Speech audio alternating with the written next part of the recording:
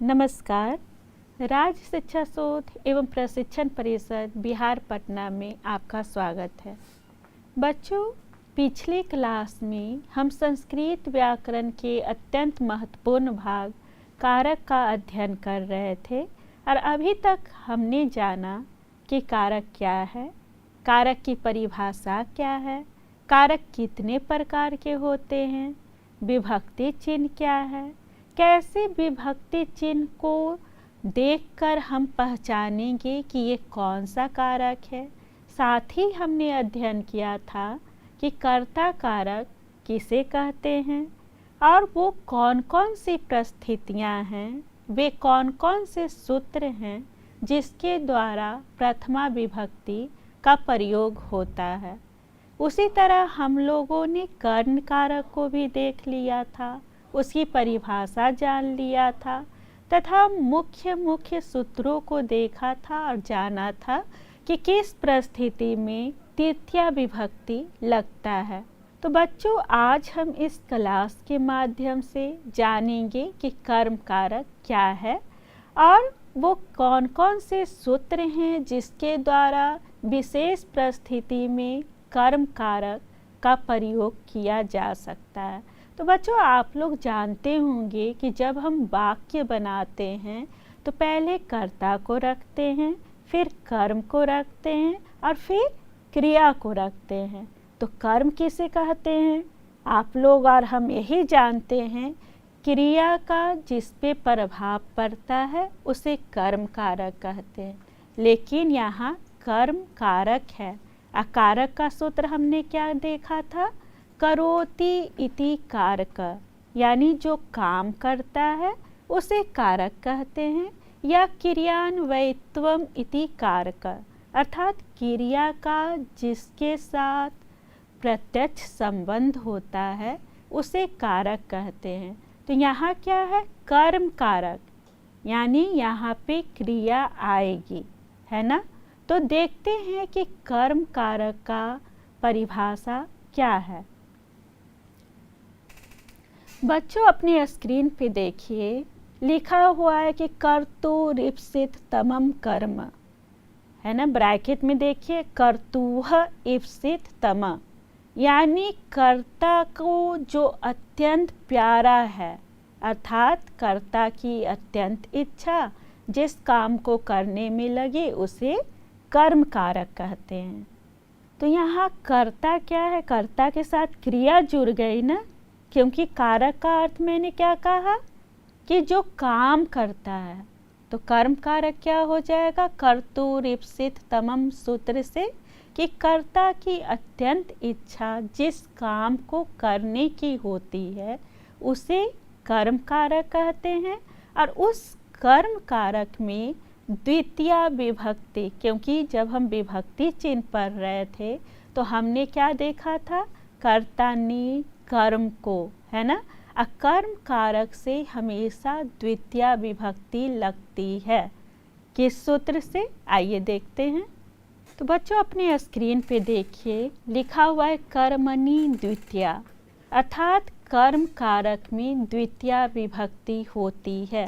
अर्थात जब भी शब्दों में द्वितीया विभक्ति लगेगी तो क्या होगा? कर्मणि द्वितीया से कर्म कारक में द्वितीया विभक्ति होती है। जैसे उदाहरण के लिए देखिए कि सा पुस्तकम पठति, है ना। सा पुस्तकम पठति, यानी वह किताब पढ़ती है। तो यहाँ कर्ता कौन है? सा। और कर्ता का अत्यंत इच्छित काम यहाँ पे कौन सा है? किताब पढ़ना, है ना। तो बच्चों, यहाँ कर्ता क्या है? सा, है ना। सा मतलब क्या होता है? वह।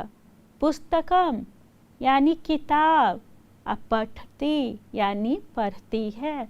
तो यहाँ जो सा है, जो कर्ता है, तो उसका कर्तुरीप्सित तमम सूत्र से सबसे अत्यंत इच्छित क्रिया क्या है? किताब पढ़ना।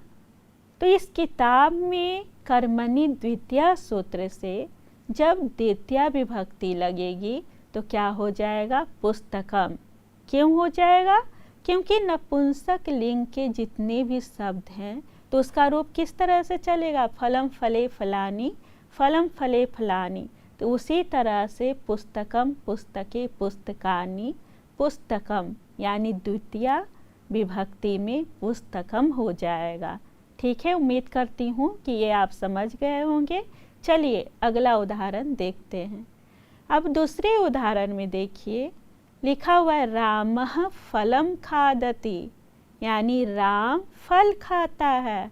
तो यहाँ राम क्या करना चाह रहा है, फल खाता है, यानी उसका जो क्रिया है खाने का, तो वो खाने की क्रिया क्या है, सबसे अभीष्ट क्रिया क्या है या सबसे प्रिय क्रिया क्या है, फल खाना, है ना। तो इसी कारण फल में कर्मणि द्वितीया से द्वितीया विभक्ति लगा हुआ है और लिखा गया रामः फलम खादति। अब अगला उदाहरण देखिए। अगला उदाहरण है बच्चों कि सीता पुष्पम चिनोति, है ना।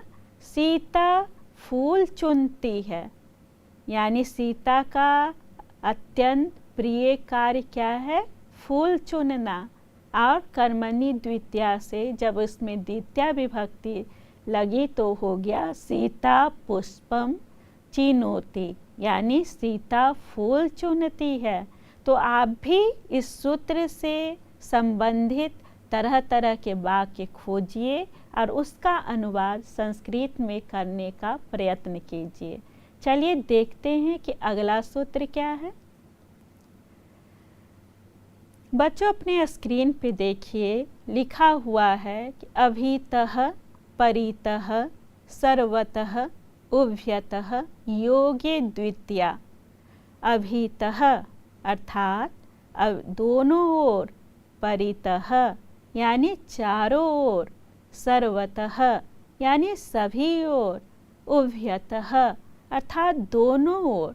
तो अभीतः परितः सर्वतः उभयतः शब्दों के योग में द्वितीया विभक्ति लगती है। किस सूत्र से, अभीतः परितः सर्वतः उभयतः द्वितीया सूत्र से।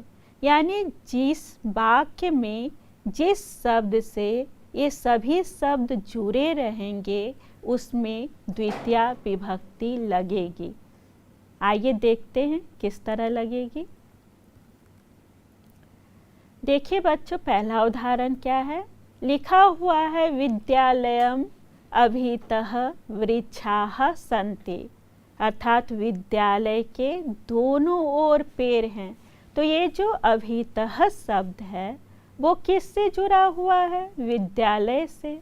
तो विद्यालय से जब अभीतः जुड़ा हुआ है तो अभीतः परितः सर्वतः योगे द्वितीया सूत्र से क्या हो जाएगा, द्वितीया विभक्ति हो जाएगी। इसी कारण आपको आपके स्क्रीन पे ये अंडरलाइन किया गया है और लिखा गया है विद्यालयम अभीतः वृक्षाः सन्ति, अर्थात विद्यालय के दोनों ओर पेड़ हैं। अब अगला उदाहरण देखिएगा, क्षेत्रम परितः पर्वताः सन्ति, यानी खेत के चारों ओर पहाड़ अथवा पर्वत है। तो यहाँ जो परितः है और जिसका अर्थ चारों ओर है, किस शब्द के साथ जुड़ा हुआ है, क्षेत्र, है ना, जिसका अर्थ खेत होता है।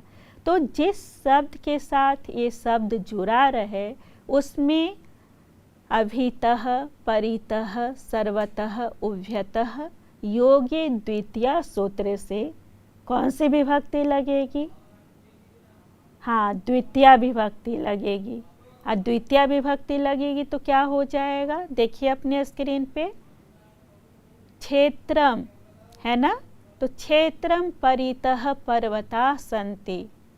उसी तरह और भी वाक्य ढूंढिए, खोजिए और बनाइए। अगला उदाहरण देखिए बच्चों, लिखा हुआ है गृहम सर्वतः वाटिकाः सन्ति, यानी घर के सभी ओर फुलवारी है। तो यहाँ जो सर्वतः शब्द है वो किससे जुड़ा हुआ है, गृह से जुड़ा हुआ है। तो जब गृह से शब्द से जुड़ा हुआ है तो अभीतः परितः सर्वतः योगे द्वितीया सूत्र से इस गृह शब्द में क्या लग जाएगा, द्वितीया विभक्ति हो जाएगा और लिखा जाएगा गृहम सर्वतः वाटिका संति, अर्थात घर के सभी ओर फुलवारी है।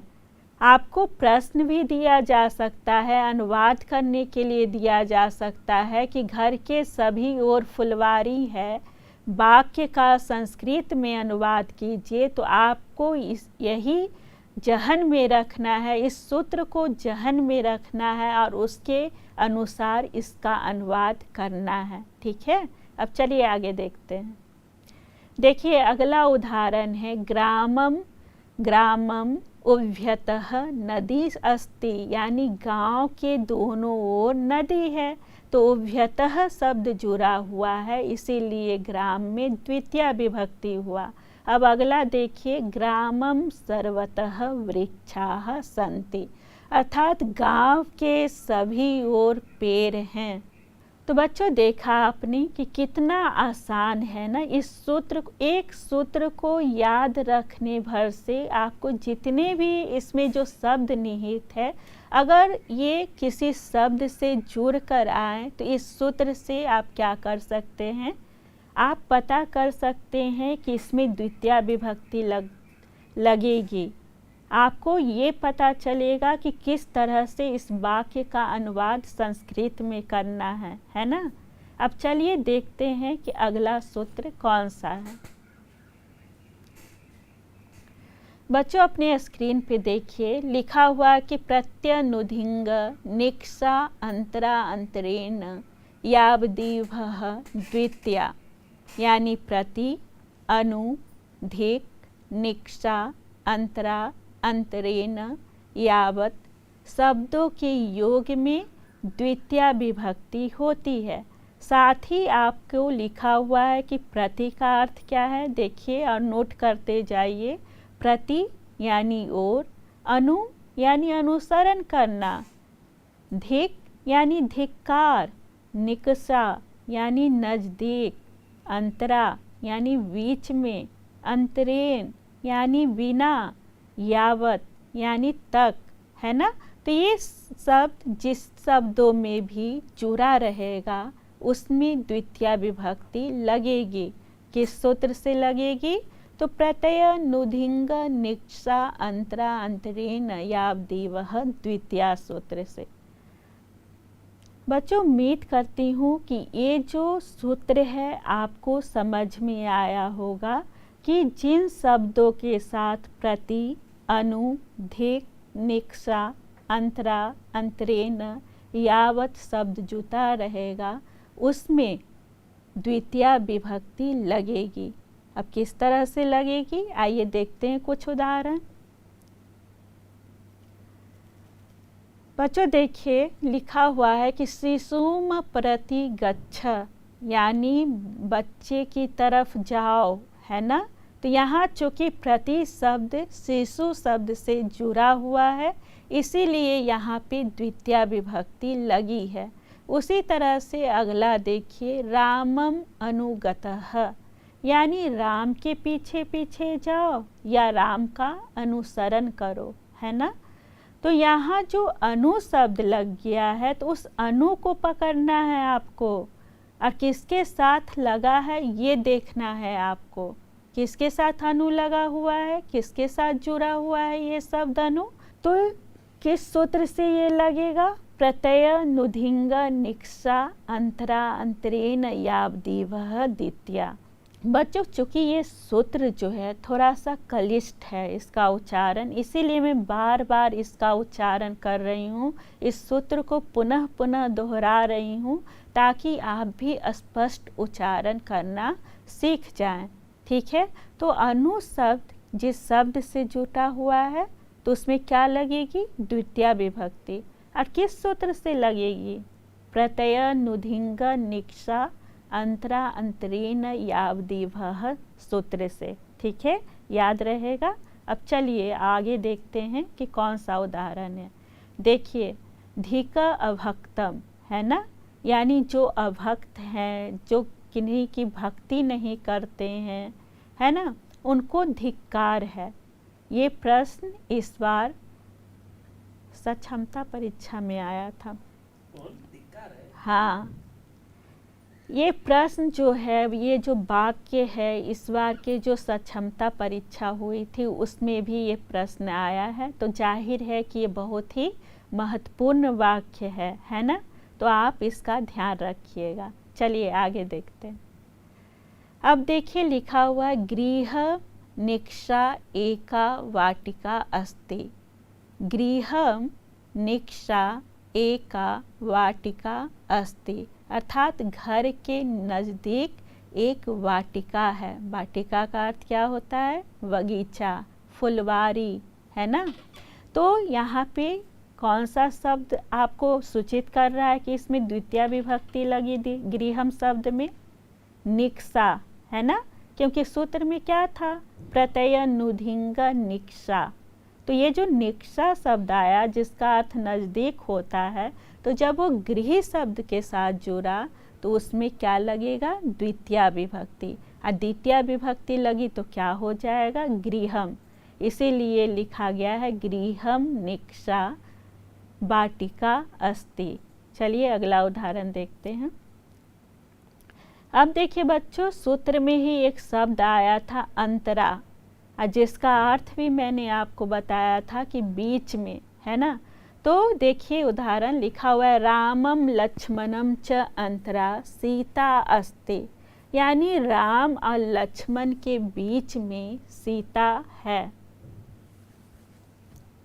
यानी राम और लक्ष्मण के बीच में सीता है। तो रामम लिखा गया, प्रथमा विभक्ति रहती तो क्या हो जाता? रामः लक्ष्मणः। लेकिन चूंकि इसमें अंतरा शब्द जुड़ गया, इसीलिए प्रत्यय नुधिंग निक्षा अंतरा से क्या लग गया? द्वितीय विभक्ति लग गई।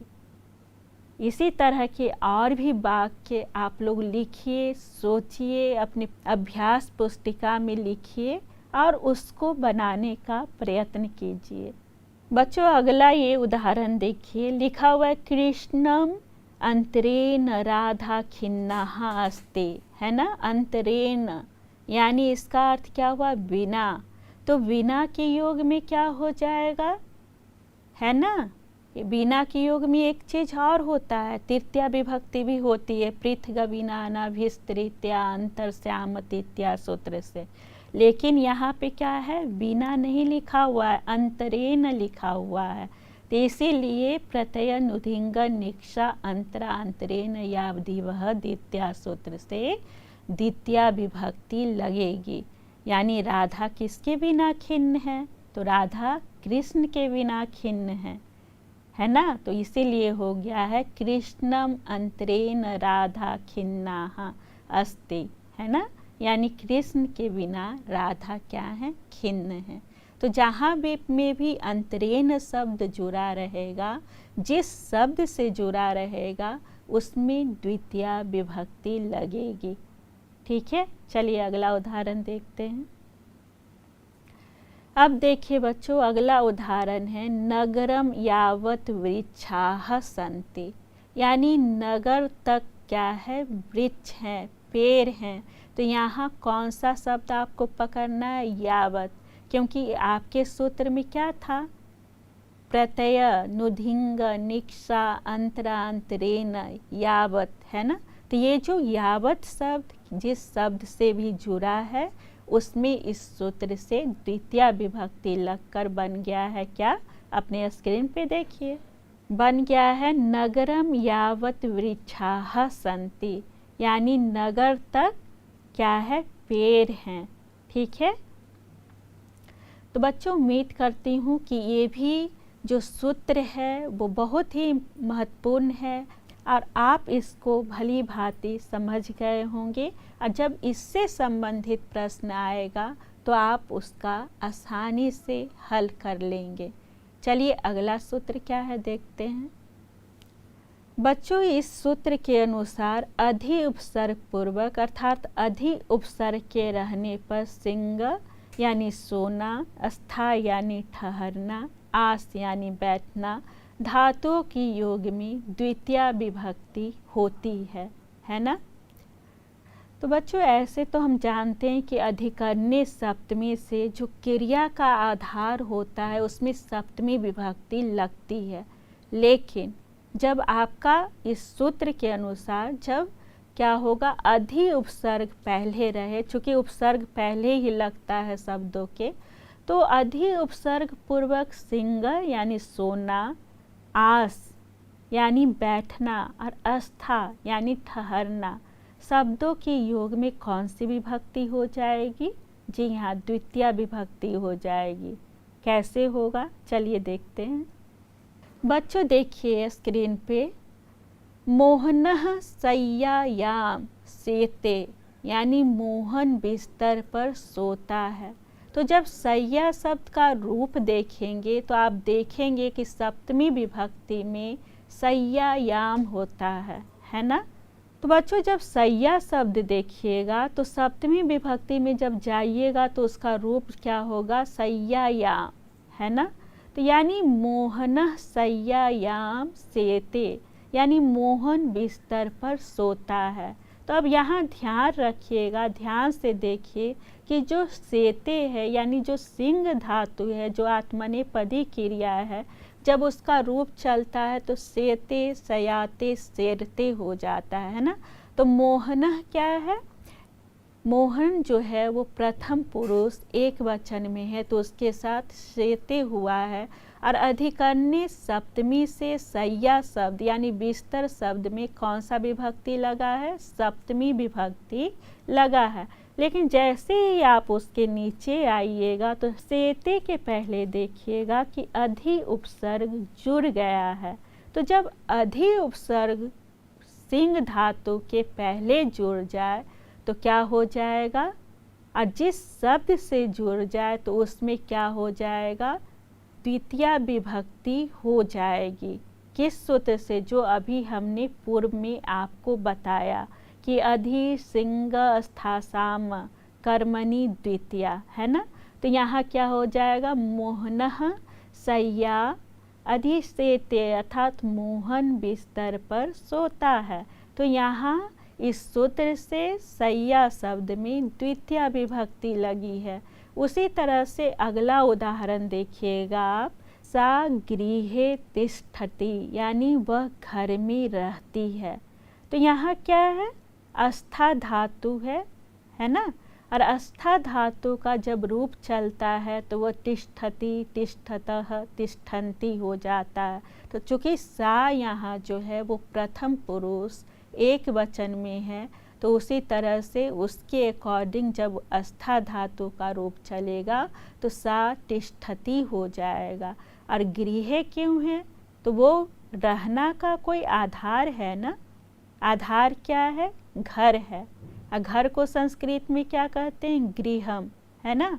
तो जो आधार है घर, उसमें अधिकरण्य सप्तमी से जब सप्तमी विभक्ति लगा तो गृह हो गया, यानी सा गृहे तिष्ठति यानी वह घर में रहती है। तो यहाँ गृह में हम देख रहे हैं कि सप्तमी विभक्ति है, लेकिन जस्ट उसी के नीचे आइए तो आप क्या देख रहे हैं कि गृहम शब्द में द्वितीया विभक्ति हुई है, यानी गृहम लगा है। क्यों लगा है? ध्यान से देखिए, क्योंकि यहाँ अस्था धातु में अधि उपसर्ग जुट गया है ना। तभी आप उस सूत्र से अधि सिंग स्थासाम कर्म द्वितीया सूत्र से यहाँ पे गृह शब्द में द्वितीया विभक्ति लगा है और हो गया है गृहम, अर्थात सा गृहम अधितिष्ठति यानी वह घर में रहती है। तो बच्चों आप देख रहे हैं ना, ये जो सूक्ष्म अवलोकन कर रहे हैं ना कि कब अगर सेते धातु या सिंह धातु रहेगा, क्योंकि सिंह धातु आत्मनेपदी क्रिया है। और पता है आपको आत्मनेपदी क्रिया किसको कहते हैं? यानी जिसका प्रभाव कर्ता पर स्वयं पड़ता है ना। स्वयं कर्ता पे जिसका प्रभाव पड़े, जिस क्रिया का प्रभाव स्वयं कर्ता पे पड़े, तो वहाँ उस क्रिया को क्या कहते हैं? आत्मनेपदी क्रिया कहते हैं। और उसका रूप चलता है सेते, सेताम, सयन्ते, है ना। तो इस तरह से हमने देखा कि सा गृहे तिष्ठति और सा गृहम अधितिष्ठति में क्या अंतर है। यानी अधि जब जुड़ा रहे किन किन धातुओं से, अस्था, सिंह और आप बताइए आस धातु से, है ना। तब आपको उसमें क्या लगाना है, द्वितीया विभक्ति लगानी है। किस सूत्र से लगानी है, अधि सिंह स्था साम कर्म द्वितीया। ठीक है, अब आगे देखते हैं, एक उदाहरण और भी बचे हुए हैं, उसको भी समझ लेते हैं। बच्चों देखिए सबसे लास्ट वाला उदाहरण क्या लिखा हुआ है, राजा प्रासादे आस्ते, है ना। आस का अर्थ होता है बैठना और प्रासाद का अर्थ होता है महल। प्रसाद नहीं है, ध्यान रखिएगा, प्रासाद है ना। देख रहे हैं, एक जरा सा आकार की मात्रा लग गई तो क्या हो गया, अर्थ ही चेंज हो गया, है ना। तो देखिए राजा प्रासादे आस्ते यानी राजा महल में बैठता है। तो आस धातु का यहाँ आधार क्या है, वो क्रिया कहाँ पे संपन्न हो रही है, प्रासाद में हो रही है, और जिसका अर्थ क्या होता है, महल होता है। तो अधिकरणे सप्तमी सूत्र से उसमें क्या हो गया, सप्तमी विभक्ति हो गई, या हो गया कि राजा प्रासादे आस्ते, है ना। यानी राजा जो है वो अपने महल में बैठता है। लेकिन जब इसी आस धातु से अधि उपसर्ग जुट जाएगा तो क्या हो जाएगा, उसमें द्वितीया विभक्ति हो जाएगी। और द्वितीया विभक्ति होगी तो क्या वाक्य बनेगा, देखिए। तो बच्चों देखिए क्या बना है, राजा प्रासादम अभ्यास्ते, है ना। यानी राजा महल में बैठता है। यहाँ अध्यास्ते होता, लेकिन यहाँ टाइपिंग एरर के कारण अभ्यास्ते हो गया, इसलिए आपको पढ़ना है राजा प्रासादम अध्यास्ते, राजा प्रासादम अध्यास्ते, यानी राजा महल में बैठता है। तो बच्चों देखा आपने कि ये सूत्र भी बहुत आसान है, बस जरा सी ज़रूरत है आपको ध्यान देने की, इस सूत्र का स्मरण करने का, इसको बार बार अभ्यास करने का, है ना। बहुत ही महत्वपूर्ण और रुचिकर सूत्र है, इसलिए आपको हमेशा याद रखना चाहिए। चलिए आगे देखते हैं कि कौन सा सूत्र है। बच्चों यहाँ पे लिखा हुआ है कि क्रिया विशेषणी द्वितीया, है ना। यहाँ क्या है बच्चों, क्रिया विशेषणी द्वितीया, यानी क्रिया की विशेषता बतलाने वाले शब्दों में द्वितीया विभक्ति लगती है। विशेषण आप जानते होंगे किसे कहते हैं, विशेषण जो किसी की विशेषता बतलाए, है ना। जैसे वो बहुत अच्छा है, वो बहुत सुंदर है, तो यहाँ अच्छा सुंदर क्या है, विशेषण बतला रहा है ना। आम मीठा है, आम बहुत मीठा है, तो ये सब क्या है, जो मीठा है, बहुत मीठा है, ये सब क्या है, विशेषण है।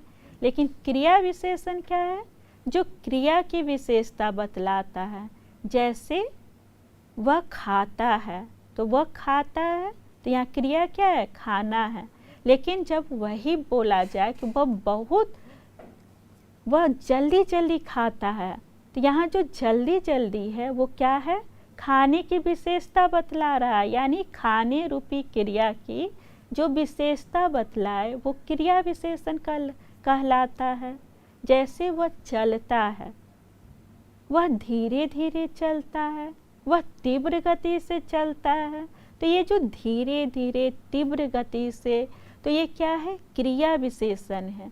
और क्रिया विशेषणी द्वितीया, ये बहुत ही महत्वपूर्ण सूत्र है कारक का, इसीलिए मैं इसको विस्तृत रूप से आपको बता रही हूँ, है ना। कि क्रिया विशेषणी शब्द से जो क्रिया की विशेषता बतलाए उसमें द्वितीया विभक्ति लगती है।